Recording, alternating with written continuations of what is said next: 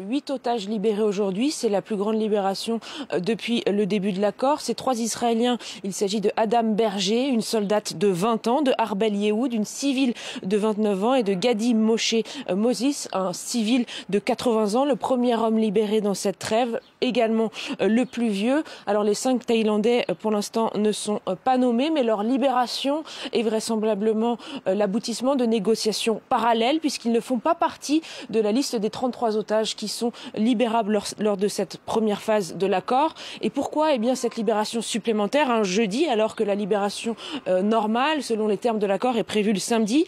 C'est puisque le sort de l'une de ces otages, Arbel Yehoud, a servi de moyen de nouvelle négociation depuis plusieurs jours puisque c'est une civile. Elle aurait dû être libérée dès samedi dernier à la place de l'une de ces soldates qui ont été libérées samedi dernier.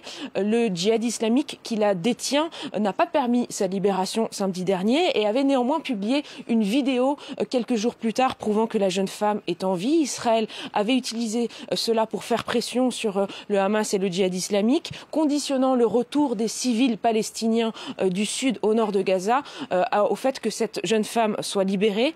Et puis voilà, donc en échange de ces 8 otages, ce sera 110 prisonniers palestiniens qui seront libérés des geôles israéliennes. Ces libérations sont attendues en fin de matinée pour commencer.